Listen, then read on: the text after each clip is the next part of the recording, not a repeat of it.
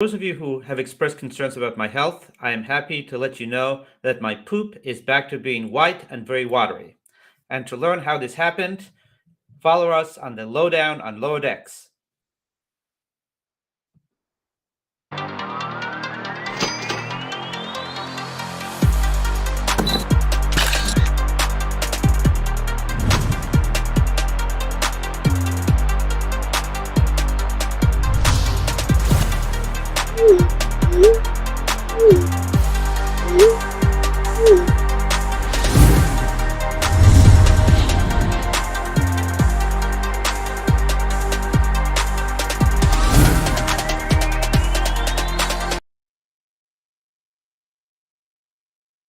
Buenos dias, guten tag, bonjour, hello, and welcome to all of our followers here on the Lowdown on Lower Decks. I am Chris Pavon, one of your hosts, and it is my extreme pleasure to introduce my co-host, Josh Pritchett. Josh, hello.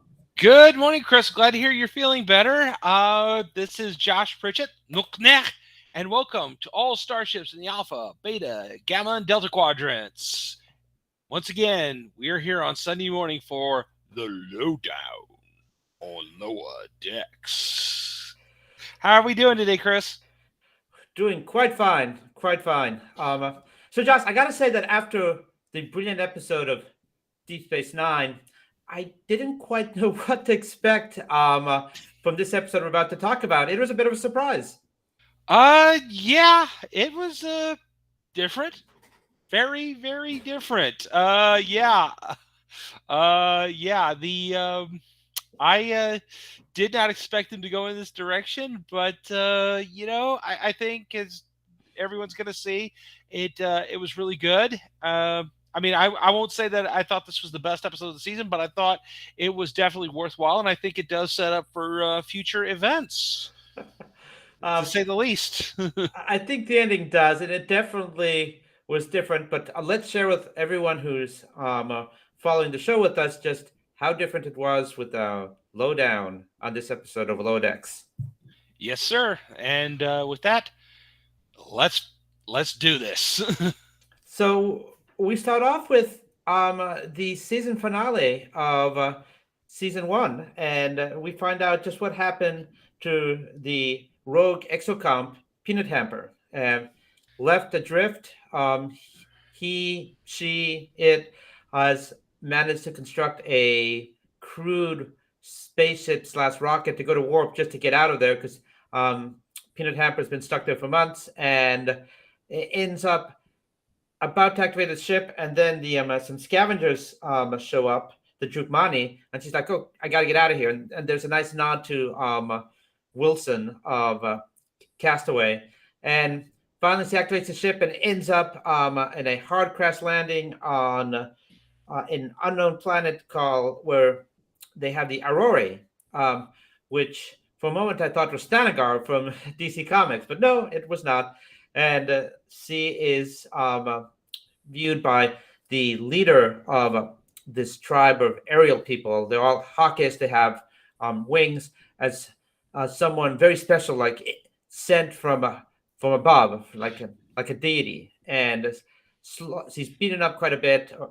She's recharging, and then the elder starts to take her out, so the rest of the tribe can see her, and we see not really welcome with quite welcome arms.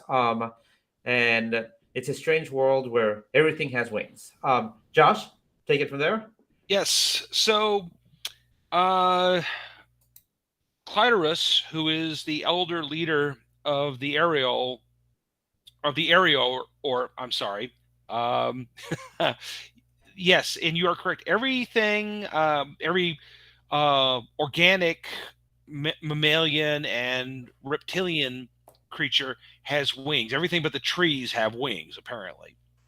Uh, at one point, Clitorus is attacked by a flying serpent. Peanut Hamper heals him and brings him back to full health. So then she becomes friends with Clitorus's son, Ron. I'm sorry, Rhonda, Rhonda. It's hard to pronounce that name. Close enough. Close enough. Thank you. And eventually earns his trust, but when she starts using her medical tech, which as we recall from season 1, she was a medical technician looking to possibly become a full medical officer. And she has actually improved the birth rates of the village. She's done a number of things to help them, and including even taking down the Sky Serpent. So Ra, which is what I'll just call him for short, shows her the secret of his people, that they had at one point been a warp-capable species, but they had become very destructive and decided to turn their backs on their technology and more or less regress to kind of a primitive peoples, just keeping several spaceships under their village as a reminder of their folly. Well, Ra and Peanut Hamper decide that, fall in love, and gets a little weird, I admit, and they decide to get married. But then the Drukani show up, and Chris, what happens next? A very beautiful ceremony is interrupted by the arrival of the dastardly Drukmani, and we see that the heroic Peanut Hamper decides that she is going to make up for what happened in the season finale of season 1, and she's going to save the village. And she puts out a distress call, which is picked up by, of course, who else would pick it up? The Cerritos. And while the Cerritos is warping over there, it seems that Peanut Hamper manages to successfully save the entire tribe. And Captain Freeman beams down and very heroically saves the entire tribe. Captain Freeman beams down, and everyone is surrounding their healer, and they're like, "You're not going to take her. She's not going to go to a penal colony," and she seems quite the hero. And so Captain Freeman's like, "Well, in light of this heroism that we've seen, I think you can come back to Starfleet, and there won't be any ramifications." And Peanut Hamper is quite happy. She's got her Starfleet emblem created on her body, and Ra, as you said, Josh, says, "Well, can I come with you?" And she's like, "No, you need to stay here. You need to become the leader of your tribe." And he's like, "No, but I really do want to come with you." And you kind of get the sense suddenly that maybe everything isn't quite kosher. And the Captain Drukmani says, "Hey, listen, we came here because we got a distress signal from a whiny, prissy little robot." And everyone's like, "Oh!" And it turns out that Peanut Hamper sent them a message. She denies it, but the Drukmani say, "Well, of course we recorded it." There's this message from Peanut Hamper saying, "Nah, just come here, great ships, take it. You'll find no resistance." So it was all a convoluted plot by Peanut Hamper to finally get off the planet. And so everyone's in shock. And meanwhile, the Drukmani actually do manage to steal the ships that were underneath the tree. And turns out that they're quite advanced, and so advanced that they're about to defeat the Cerritos. And so the day looks like it's going to go sour until Ra manages to go and get the biggest ship left underneath the trees, and manages to then use it to help the Cerritos defeat the Drukmani, who are a smaller version of the ships. And, everyone's like, "Oh my God." Tandy goes down with Captain Freeman, and you see her for the first time as part of the crew, the landing party, as part of the senior scientist. And she's like, "Oh, is it Peanut Hamper?" Because she's so good of heart, and she thinks maybe the turn actually was true, and Peanut Hamper's redeemed himself. No such luck. It's Ra. And so Ra comes back down, and then you think, well, maybe Peanut Hamper was destroyed in the battle. No, Peanut Hamper's still there and trying to take credit, and it's like, "Hey, this is exactly how I wanted it to happen, because I wanted you guys to realize that you could rely on technology again, because up until that point, the society had rejected technology." And Captain Freeman's like, "Yeah, no." And the final scene is at the Dystrom Institute, where, as we know, they keep the evil AIs, and there's a slot reserved for Peanut Hamper. And it all seems to be like it's going to be the end of the episode. And then we realize next to who Peanut Hamper is placed, next to Jeffrey Combs' wayward, evil artificial intelligence. And he says Peanut Hamper. That's just such a mathematically perfect name. And I think you and I in the future will do great evil things together. And you have a maniacal laugh, which is then echoed by all the other stacks of evil AIs they have there. And scene. Yes. So, moving into the good, the bad, and the Gorn, I have to admit, um, the part I found, of course, most funny and that just stuck out to me was the whole romance between Peanut Hamper and Raw, because it's like such a Disney-esque kind of thing. I mean, even the animators this week, I think, tried to imitate something like either Pocahontas or something Disney-esque, which was quite funny. And The humor did get a little raunchy. They were pushing this episode a little bit. yeah, well, I mean, But our parts are so different. Yeah, it was quite a little uncomfortable. Kind of glad they waited to silhouettes. I was like, I don't need to see this. Okay. um, yeah, that was very strange. But that was okay. I mean, I thought it was a great way to bring that character back, because as we've talked about, I think recently on this show and about some other shows you and I like, no character is wasted. They're all pretty much reused. There is an idea here, even though Lower Decks, unlike Discovery and Picard, is far more episodic, but at the same time is also, it does refer back to stuff. And obviously with Peanut Hamper, we realized that they had planned to bring her back all along, and now of course she's cellmates with Agamus, Jeffrey Combs' character. Clearly she's coming back again in a later episode. I mean, so one thing that really struck me, Josh, about this, and part of the goods, is that what seemed to be, at least to me, a redemption story actually is an origin story for a Star Trek villain. Yes, I completely agree that this is, her Khan moment, or her Gul Dukat moment, or pick whatever villain you want here. But yeah, she definitely has a background, former Starfleet officer AI who left her ship in a moment of cowardness, and then is very self-serving and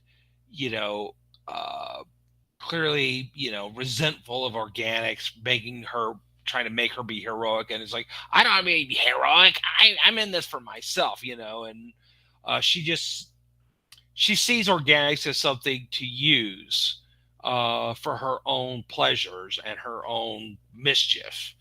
Given the chance, she'll just call the Borg and have everybody assimilated, if you give her half a chance. Yeah, I mean, she is the ideal Lower Decks villain, because I mean, I think we've kind of run our course with the Packlets, who were, initially were a good villain for them because they were such a third-rate group that we'd only met once or twice on TNG. And now we've got Peanut Hamper, who is, and Agulus, who are both clearly very evil, but quite limited, and they always try to exceed their limitations, and they just really can't. But yeah, I mean, this was a lot of fun. I'm glad that Jeffrey Combs is going to be back again. He's always been one of my favorite actors in whatever character he's played on Star Trek. Sorry, go ahead. No. I mean, I'm taking it all. I'm taking it all in, and I mean, there was so much to like, and I also like the nods. I think this was the first Lower Decks episode where we had a reference to a previous episode, like previously on Lower Decks. I think is how it starts off, which is the first time we've seen that. So, which is something used a lot in Star Trek series. So that kind of helped, like the branding of this being Star Trek. And I also liked the mention of Free Cloud, which I believe we saw on Picard, how originally Peanut Hamper's dream was to go to Free Cloud and become a Dabo girl. I mean, just freaking hilarious. Um, and and it's the other thing I also enjoyed is, yes, I am a huge fan um the Animus character Jeffrey Combs, and so I think in a previous episode I talked about I'd really want to see the character again, and so we got to see him. Very happy about that, and I think it definitely nods that we're going to see much more of him and Peanut Hamper. But let's not forget the other guest voice that we had, which is the captain of the Dragmani ship, played by not Chancellor Garon, sorry, General Martok himself, J.G. Wetzler. Yes, Hertzler. Yeah, John Hertzler himself is back again with that amazing voice of his, playing playing the villain in this one. Good call there, Chris. He's such a very multi-dimensional actor, and he obviously has really loved his association over the last 20 some odd, almost 30 years now, since the first time he played Martok on Deep Space Nine, and coming back and playing different characters, not just Martok, but he played this fighter guy in the episode where he fights 7-9, which incidentally was also the first acting job of a very young Dwayne "The Rock" Johnson, by the way. So it's great to see him again and hear his voice again. So him and Jeffrey are, they seem to have had this parallel course. I mean, they both were in DS9. They were both in that same episode I just pointed out, and they both have played multiple characters throughout. I mean, obviously John is more well known for Martok, but he played that wrestler guy, and then he also played another Klingon who was Captain Archer's lawyer in an episode of season 2 of Enterprise. And Jeffrey, of course, has played Brunt of the Ferengi Commerce Commission, Wei-Yun of the Vorta from the Dominion, and of course Shran on Star Trek Enterprise. So yeah, I mean, they both have gotten around the Star Trek universe quite a few times. I think what I like the most about the good in this episode is how we avoided the classic story of, and I really thought this is the way it was going, of like the redemption arc, that like, oh, someone can, they're always redeemed, which you see a lot. Like, she's going to she's gone native, she's going to save the village at her personal expense, redeeming herself for like, the episode of Lower Decks and where Jax gets killed. And instead, they went in a completely different direction. It's like, no, she's irredeemable. And it goes back to like, this is the origin of a great Star Trek villain. Like, there's no like happy ending here. Like, she's heroic. Like, so many times you see, no, the writers went in a completely different direction. And I love that they did that. Me too. I love that this was not going to be a typical redemption story arc. This was, her getting more evil. I mean, in a lot of ways, this goes back to what I was saying about Dukat, was that, okay, when we first met Dukat, he was kind of like, all right, he was somewhat conniving, somewhat villainous. Then he sort of seemed like he was becoming heroic. And then suddenly, oh no, I'm joining the Dominion and I'm conquering my home planet. And then I'm going to declare war on the Federation. And he remained the big villain throughout the remainder of the series. I think that's kind of what Peanut Hamper has done here. That she is, totally irredeemable. She's just an evil little brat, and that's what she's good at. And she doesn't really want to be anything else. Organics, all organic species are just playthings to her to get something she wants, and she has no interest in that. She's the ultimate bad girl of Starfleet. Yeah. Yes, he undoubtedly is. I mean, I also enjoyed very much that even though, of course, this is about Lower Decks, but we hardly saw any of the Cerritos crew until the end. I mean, this is an episode that was largely carried outside of the regular Lower Decks universe, outside of the Cerritos, outside of any of its crew. Very different, and they still managed to have it work. Yes, they definitely had. Yeah, I mean, I think Boimler and Mariner only had maybe a couple of lines. They weren't really all that significant. Tendi probably had of our user quintet had probably more lines than anybody else. But that's just because she'd known Peanut Hamper longest. So yeah, it was all Peanut Hamper's episode. I also enjoyed very much the Wilson moment at the start of the episode when she has her version of Wilson, which is Sophia, that she's talking to because he's so lonely there. And perhaps it was a hint of what was to come that when the Drukmani show up, she shows no hesitation in sacrificing her friend. Like, okay, you're going to go up into the big tractor beam that's absorbing everything. But for the record, the FedEx movie known as Castaway came out about 16 years ago, and it involved Tom Hanks and a volleyball stranded on an island. And so Tom Hanks calls the volleyball Wilson, and Sophia was the equivalent of Wilson. And so all I remember of that movie is FedEx and Wilson. So yeah.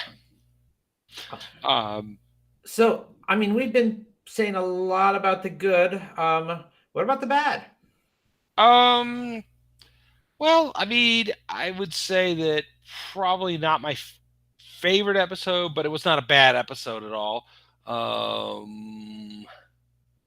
I don't know. I felt kind of like her reasoning was it was a little confusing until I rewatched it to try to figure out exactly what she was trying to do here. And I think ultimately we're going to find out her whole plot was, yeah, she was trying to get locked up with the other AIs, because I think they are forming sort of an alliance there amongst those characters. At least that's what I think it looks like to me. But I think they went a little overboard on the romance between Peanut Hamper and Raw. That was kind of like icky. So it was funny, but kind of cringeworthy. So, Chris. I'm okay with them pushing the envelope on but we're so different. So one thing I thought that kind of stretched the imagination a bit was I accept that she could scrap together a few grams of dilithium if she's there in that junkyard long enough. I mean, I totally get that. But I don't think her makeshift ship would have been able to get her to the planet. It's would have had just enough power with a few grams of dilithium. She was talking about maybe I can get to 0.3 or 0.4 warp. I just don't think, one, it would have been enough to get her to the planet, and two, I think, although she is badly beaten up when she crash lands into the planet, but and I also want to talk about that for a second, but I don't think the ship would have held together enough without shields. Or structural integrity would have been enough to get there. I mean, I accept as an inorganic being, she doesn't have some of the hindrances an organic being would have, like traveling at warp to another place. But I just don't think that whole thing would have stood up enough to get her to the planet.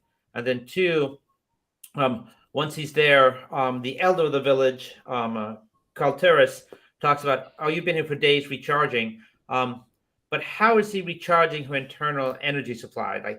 I think it would have been exhausted getting there and surviving re-entry. So I know she said exocomps, and it's not quite clear about the power supply and how they repower, but I was just I don't think you'd have enough juice to be producing anti-venom antidotes, helping up with the incubation period of the eggs. So the whole where and how are you getting your power back was sort of a question mark for me. Yeah, unless she's got some sort of built-in solar panels, which, okay, she should have at least given us just a throwaway line. Oh yeah, you used your solar panels to recharge over several days. Yeah, but yeah, even then that's kind of dicey. Yeah. I like I like the planet kind of it's tranquil and serene, and there's mentions in paradise, and I want to get back into that in the Gorn for a second, but it was kind of a ripoff of like Thanagar, like a very primitive Thanagar.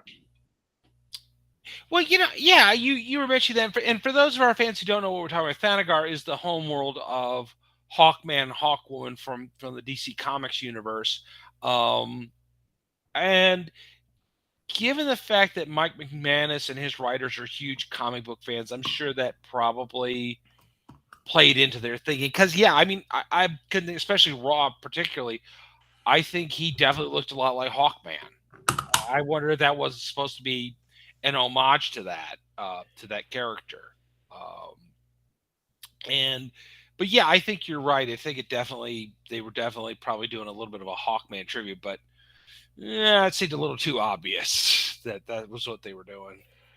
I mean, the other thing, I understand how because she's an artificial intelligence, she's an exocomp. I can understand how Peanut Hamp would immediately be able to operate one of the Drukmani shuttles, and I understand how once the Drukmani got to the cache of ships, that they could probably figure out how to like use this to fly and fight the Cerritos. But how did Raw figure out how to not only one of the ships, but like the largest freaking ship they have there? How all of a sudden did he figure out how to fly it? So Yeah, that was kind of a bit odd, I admit.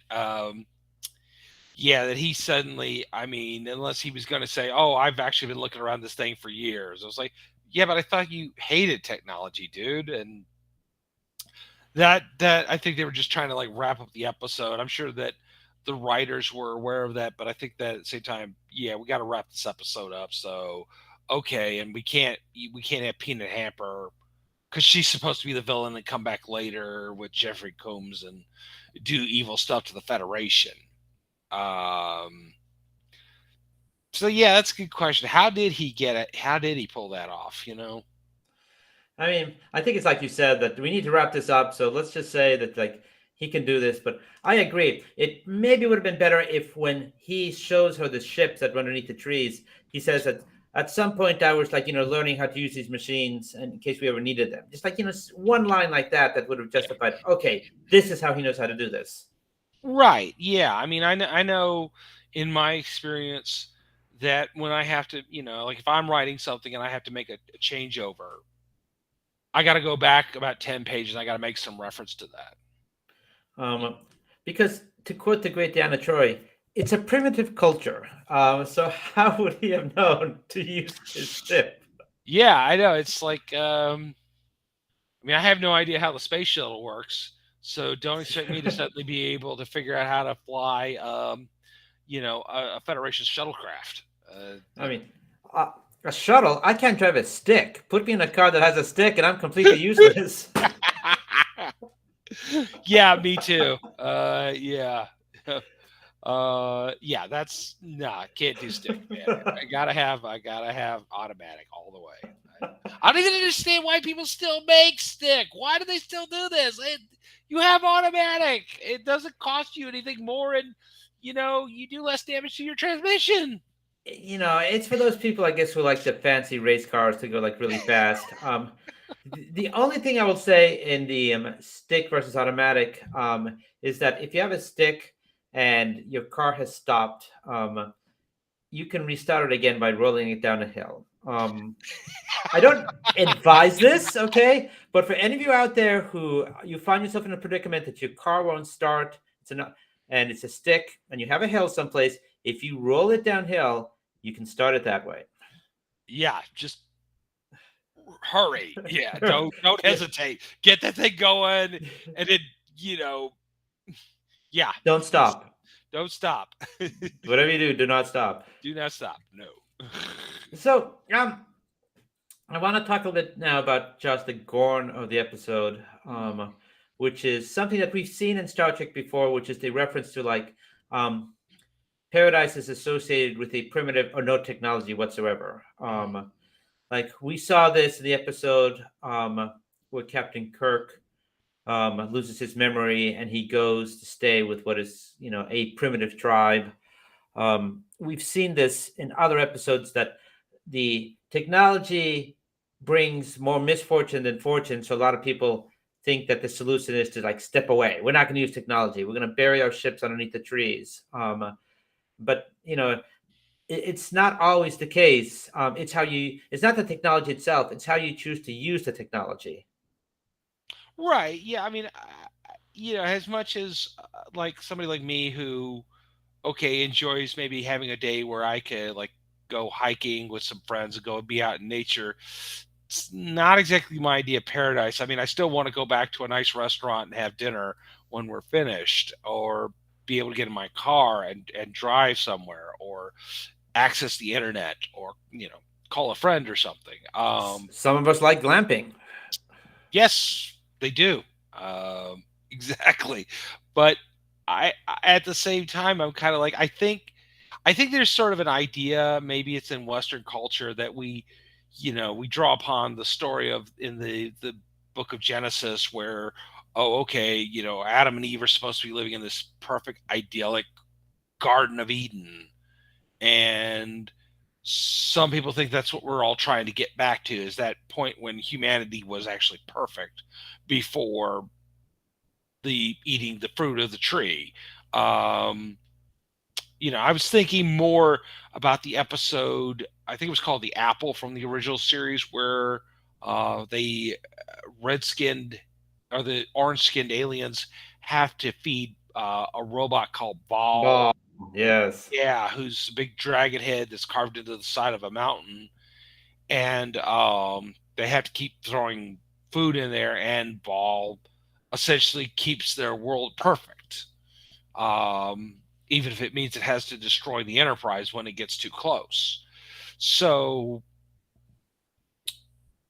we have this, I think there is some people, I think a lot of, I think that in some ways, I think the writers of Roller Decks were kind of making fun of that a little bit. This idea that, oh, okay, but even then, um, the area or point out that, yeah, okay, we don't have technology. This is where our eggs hatch, but about half to 75% of them don't make it.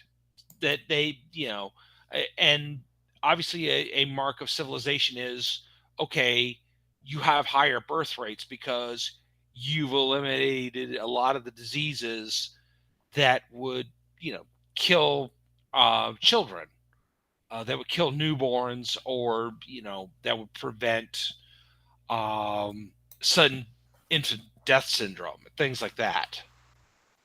Um, and that's that. I think I think paradise is kind of a loaded thing, because I don't think that, as Captain Kirk has also said on occasion, we're not meant to find paradise.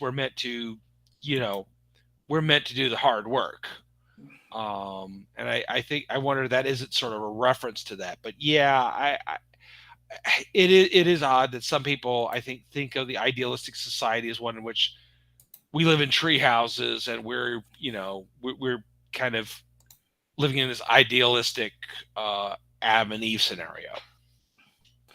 Um, the other thing I liked about this was the environmental message, which I think was like inside the story, that when the Drukmani say like we're just gonna like excavate underneath the trees and take this stuff and go. I think that's sort of a reference to mining and strip mining, and that's not okay. I mean, it's not okay to go someplace and just say, "Hey, we're just gonna take what we want and leave you a huge mess," just because we can. So I really did like that environmental message of, you know, mining, strip mining, and just like walking away from a huge mess you leave is definitely not okay. Right. I mean, there's some very beautiful mountains in places like West Virginia and Tennessee and Kentucky, which have been strip mined, and those mountains are gone because these you know these companies have come and taken all the coal out of the mountains, and they've left these giant holes in the ground, and there's nothing that the people that live there can do anything about.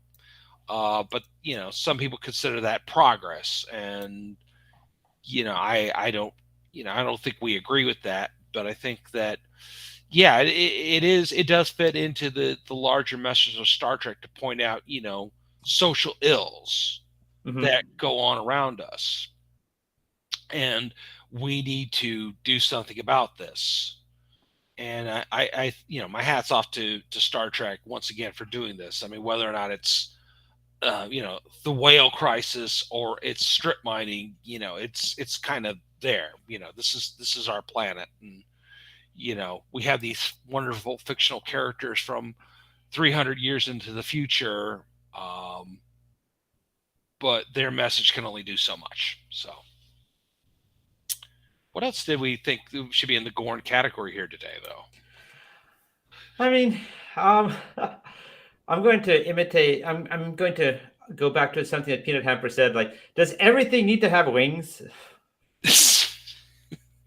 Well, I did like that thing where the pigs fly. The pigs fly. I mean, that Yeah, that was clever. I like that quite a bit. But yeah. like the sky serpent and like the sky goats, like everything has like wings there. It's like no, um, and I thought that the, the the Cerritos going back, being the ship that gets the distress call. Story wise, I know why they had to do it. Um, you know, but too much of a coincidence that they're there in time to get the distress signal. Unless somehow Peanut Hamper, who coded it specifically for the Cerritos, like maybe some reference to like X ship has also gotten a distress call. We're a little farther away, but like this has a code related to like Peanut Hamper, so we're the ones who are going to fly over there. Hmm. Yeah, she might have actually been trying to find the Cerritos, but that that was a little too specific. I mean, how do we know that the Cerritos wasn't on the other side of the quadrant, too far True. away to really do anything? How did she know that? I I mean, mean, go go ahead. ahead, please. I hate to sound like I'm nitpicking here, but but you're right. That was too much of a coincidence. I mean, go. The other thing about the going part of this episode is like it's the wolf in sheep's clothing that someone who appears to be perfect, who appears to like, oh, I'm going to help you guys. I'm going to gain your trust. I mean, they might still have ulterior motives. And clearly Peanut Hamper did in this one. So I think it's it's not snake oil seller necessarily, but I guess the message is sometimes when something seems too good to be true, it actually is too good to be true. Yeah, and I think in the case of Peanut Hamper, as we've learned, it is too good to be true. I mean, she's lied to her friends, she's lied to her lover, she's lied to this tribe that was ready to adopt her. She's a terrible person. Yeah. Yes, and now she's buddies with Agamus.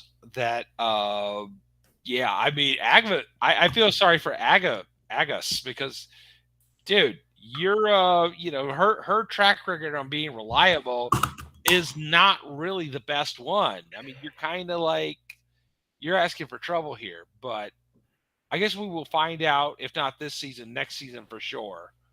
Really? Because I was going to say I felt sorry for Peanut Hamper because I think Agamus is definitely out of her league. Yeah, I mean, he is a pretty evil guy, and he definitely was able to manipulate Boimler and Mariner at one point. I mean, Boimler more than Mariner because Mariner's pretty smart. She knows a lot. And as we pointed out, she seems to know a lot more than she lets on. So she wasn't as easily manipulated by Agamus as Boimler, but who's going to manipulate who? Peanut Hamper or Agamus? I guess we will find out. If not, again, if not this season, then next year for sure. Oh, completely agreed. And I also thought it was a little weird that you see in the deck. Oh God, and I'm blanking on his name. The avian counselor, who's completely useless in my view.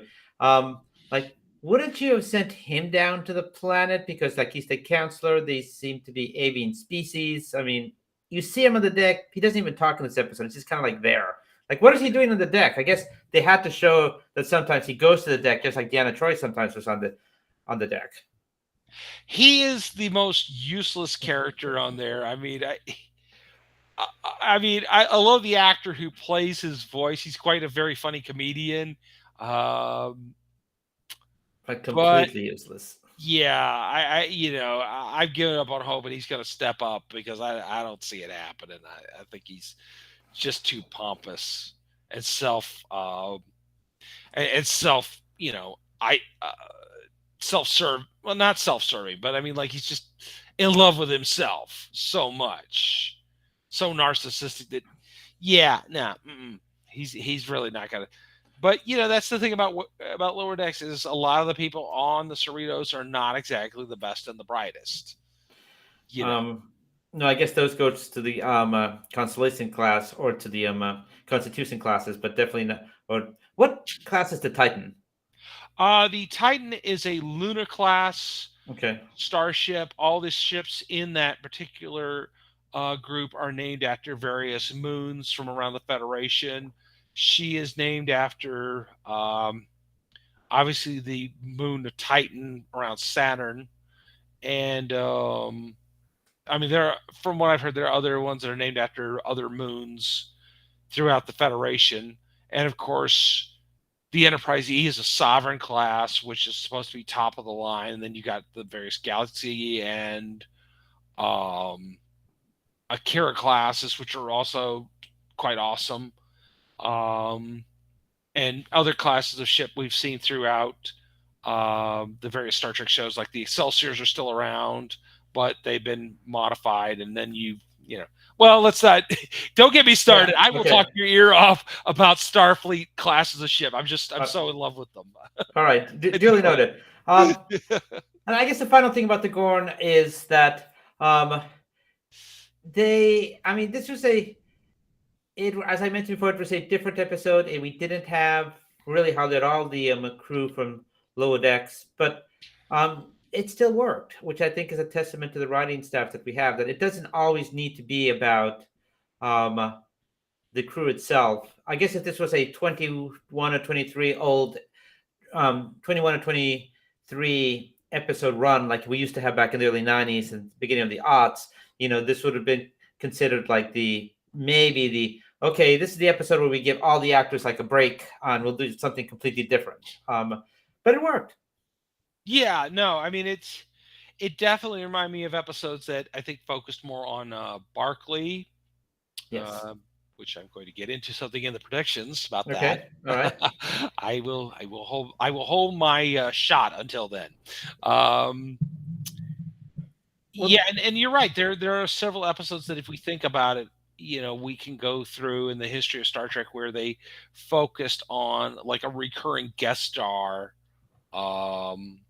and this became their episode. We maybe just saw our regular characters for just briefly towards the end of the episode, and it was like the usually something like this would come close to the end of the season because they were getting ready to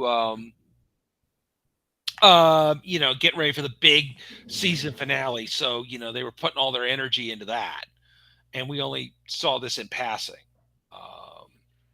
So, this is a good segment for what we think might come. So don't keep me here in suspense. Share like what you think about Reginald Barclay. Well, the thing is, what I was going to mention about Reginald Barclay, that was kind of be a jumping off point Okay. to the big Star Trek news that came out of New York Comic Con this weekend. For those of you who don't know, and we'll get our staff to put links to this here. We had a bunch of trailers drop for Star Trek's Prodigy, Picard, and Discovery. And spoiler alert for Picard, Moriarty is back. And for those of you who remember the episode Ship in a Bottle from TNG about 30 years ago, Moriarty, the holodeck character that Data and Geordi and Picard interacted with is back, and Someone who is created to be able to beat Data. yes, and who became a total nemesis of the Enterprise crew. He is coming back for the final season of Picard, along with Lore. So yeah, there's that. Plus, Prodigy. I have to admit, of all the trailers, I know we're diverging here for a moment from Lower Decks, but I gotta admit, the Prodigy trailer was my favorite one. I did like the Picard one, and I thought the Discovery one had a lot of action, but that's kind of the thing with Discovery is they do a lot of action on that show. But the Prodigy trailer was definitely my favorite one from New York Comic Con yesterday. Chris? So I'm okay. Since you brought it up, I was going to suggest we talk about this. I don't know, closure, but I'll mention it now that it seems to me, at looking at the Picard trailer, which of course all of us have seen it, right? That there seems to be a theme of bringing back the greatest villains to tell the final steps of the Picard story. Season 1, we had the Romulans and the Borg. Season 2, we have Q. Now this next season 3, we have Lore and Moriarty. It just seems to be a little bit like, the greatest villains of Star Trek: The Next Generation and Picard come on down. And the only thing that might possibly be missing here is It looks like here we're playing. Here we go. Absolutely, yes.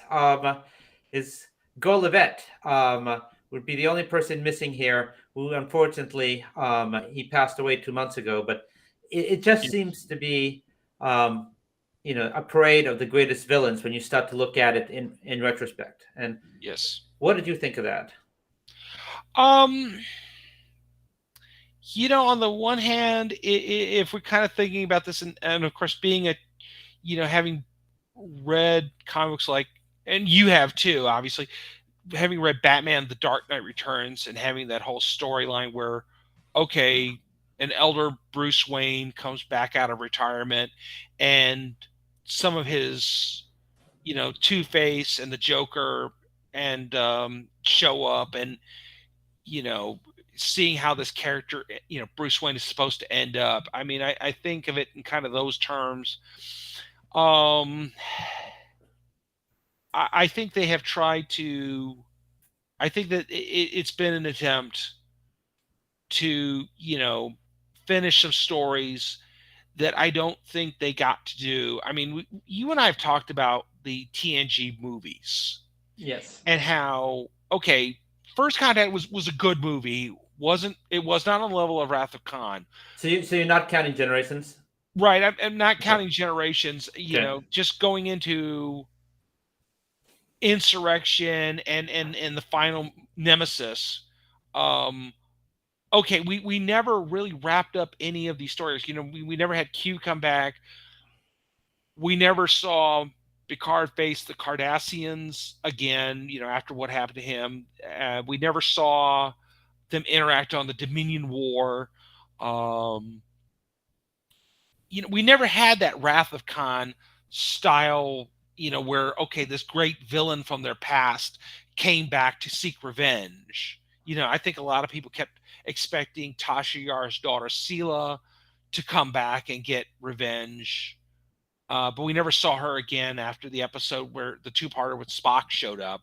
So we've been waiting, I think, for something like that. So I think with Picard, there's been a feeling of there's stuff that we never got around to talking about. There's stuff we never wrapped up. Whatever happened to Moriarty after they put him in that computer thing? Did Lore stay disassembled? We're going to find all this out, I think, coming up in a few months when Picard does finally drop. Well, it's clear that Lore has been reassembled, so this answers the great question of what characters Brent Spiner going to play. So he's not playing Data, he's going to play Lore. And it's Maradi was a surprise. I think the Cardassians again have sort of become okay. This is the Dominion, pun intended, of Deep Space Nine, so they're going to steer away from them. It seems like the parade of greatest villains, and I gotta say, when I first saw in the trailer, like the ship attacking the Enterprise, and I saw kind of the shadowy image of Amanda Plummer's character. For a second, I thought, is that Shinson from Nemesis? Yeah. But of course, they couldn't bring the actor back for that. He's probably too expensive now. But, Yeah. um, but it was just like, who is this villain? And I just kept on thinking, who is she? And I'm going back to the Next Generation, and I just don't know. Yeah, I know. I've been trying to figure that out too. I mean, is that supposed to be the Borg Queen deassim de unassimilated, and she's trying to get revenge because she was usurped by the events of last season, and so she's human now, and so she has to get revenge for no longer be the Borg Queen? Uh, or Mm, is she possibly even a villain from that Picard and Beverly Crusher knew way back when they were on the Stargazer? Well, no, she wasn't on the Stargazer, but maybe she has something to do with the death of Jack Crusher, her husband. well, clearly it's personal, right? You see from the trailer that she wants to take him apart bit by bit. And speaking of the trailer, I also really like the part about Worf saying, like, by the way, I'm a pacifist now. And then Riker, like, we're all going to die. Well, I mean, I think you're sort of to this point that it's been a long time since we've seen Worf. You're wondering kind of what he's been up to. We've had some sort of hints in various places that after Picard became an admiral and went to try to do the whole Romulan resettlement thing, he became captain of the Enterprise. Maybe we're going to find out that uh, Alexander might have died. Because remember there was that whole prophecy that Worf saw that Alexander was going to become this great diplomatic leader in the Klingon Empire, was going to try to mend all the rifts. And maybe Alexander's the one who died because Worf was supposed to die. And maybe Worf decides he's taking up Alexander's mission. And of course, Riker's joking about this. But I mean, obviously, if you look at the whole trailer, Worf is still capable of kicking some ass. So he is But he it's is interesting. he's still It's the man. it's interesting though that like the he makes a reference to Rafi, and you see the scenes where Rafi's kicking some ass, and he's like, I used to be like her, so I don't think we're going to see a totally pacifist Worf. I think at some point we'll see that he is going to break out into like typical Worf mode. Yeah. But yeah, the Amanda Plummer character is interesting. I'm trying to figure out like who she is because again, not to harp too much, but it seems to be the parade of greatest villains. So in the parade of greatest villains, like where does he fall? But that said, I am very intrigued about how a relationship or a partnership, if you will, might be between Lore, who's an artificial intelligence with a body, and Moriarty, who's an artificial intelligence without a body. Yeah. So that partnership could be formidable. How it happens, how Lore got reassembled, um, Yeah. and do they somehow bring back the Data character? I mean, I just don't know. I mean, Lore also is a bit of a narcissist, and he always wanted to upstage his brother. So I could see him being extremely disappointed that his brother is dead, and him reassembling his brother somehow just so he could see his brother see him triumph. Yeah. Well, I mean, the thing is, going back to season one of Picard for a moment, there was the whole thing where they did erase Data, where Data asked Picard to just erase what was left of his memories that he was ready to pass into whatever was next, if that's possible. Um, I don't know. I think I would have handled the Data. If I could have written it, well, if any of the fans could have written, I think they would have done something different. But shifting back to lower decks, Yes, Lodex. yeah. This has been fun though talking about Picard. We will be talking about that when we get back to that series beginning next year. I think that with Lower Decks, I think as far as predictions, we are clearly going to see something with Peanut, Hamper, and Agamus doing something, and maybe this is going to precipitate Mariner going off with the Independent Archaeologists Guild. You know, it, something like that. So my call still stands at the end of the season. Mariner leaves. Something's going to happen with Jennifer. Quite possibly Jennifer, although being harmed or dying, and this will precipitate her leaving. I definitely think there is going to be an escape of the evil AIs of Agamus and Peanut Hamper. Um, the only thing I'm undecided upon is whether that's going to be in the next season or that's going to be the end of this season. And I'm slightly leaning towards the end of this season just based on what we saw with Captain Freeman when she's taken prisoner. Because she is accused of like destroying the Packlet capital. So they've done it once. I could see like the big cliffhanger being, oh my god, there's been a merger of Agamus and Peanut Hamper, and they both escaped the Daystrom Institute. Yeah, well, that's Mike McManus. Mike McManus and the rest of the writers. They're deeply influenced by TNG, the TNG era of storytelling, with the Next Generation, Voyager, and Deep Space Nine. They all had those big cliffhangers that it kept you guessing all summer long. What was going to happen when they came back? What was going to go on with the Dominion War? What was going to happen with Picard being assimilated by the Borg? What's going on? Best of Both Worlds, greatest episode. Yes, true, very true. That was the turning point for the TNG series, the Next Generation series, I think.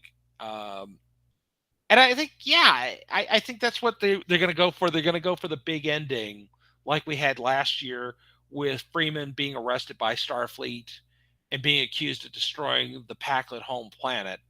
And how it will come out, next season, we'll be, we will be waiting 3 or 4 months. We're going to be waiting, I think, almost 6 months, Probably. or 7 months till the next episode. I mean, yeah, because if you think about it, I think the order of events for next year, for 23, is going to be Picard, then Strange New Worlds. Then I think it's a toss-up between either Discovery or Lower Decks. Yeah. Now, in the macro short term, here's a prediction: we are going to have a Jack Ransom episode. I think that's a very safe bet. Yeah, I think we're due for a Jack Ransom episode. Yeah, let's just let Jack be Jack, okay? Jack be Jack, whether it's him leading an away party or him like having to like command the ship while Captain Freeman's away. But we've had a focus on everyone this season except Ransom, and we are overdue. Yes, let's do this. Let's make this Ransom episode happen. So hopefully this is going to go down, and I mean, it's long overdue, and having having that character, he needs an episode of his own to stand up and be proud, and it's time. Yeah, so hopefully we get that before we get to the end of the season. Actually, I mean, how close do you think we are to the end of the season? Let's see. This was episode 8. Oh, so we got at least maybe 1 or 2 more episodes. I'd say we have at least 3 to 4. Yeah. I'm hoping that the final episode of the season is still a long ways away, because I'm enjoying the season quite a bit. So am I. Yeah, and as always, I'm enjoying us getting together on Sunday mornings and chatting about it with our friends and friends and everybody who are watching us online and around the world, and of course in the Alpha, Beta, Gamma, and Delta quadrants, as always. So Josh, I think it's time to wrap things up. Do you want to share with people how they can find you? Yes, you can find me on Facebook under Josh Pritchett Jr. or on meetup.org at the Northern Virginia Star Trek Meetup Group. And just on a personal note, as many of you know, I did attend the Bigfoot convention in Weir's Cave yesterday, and I sold out on all copies of my book, Bigfoot and Other Tales of the Supernatural, which is still available on Amazon, in case you're interested in checking that out. Chris? Thank you, Josh. So, everyone, my name is Chris Pabon. You can find me on Instagram at Bearded Cosplay. And for those of you who might be going in about 3 weeks to Baltimore Comic Con, shout out to Baltimore Comic Con. Fantastic con, 3 days. If you can go and you love comic books, please consider going to it. I'll be there. I'll be taking pictures, which if you're a cosplayer, keep an eye on my feed and you might see yourself featured there. And Yes. so until then, peace and long life. Live long and prosper, everybody. Thanks for tuning in.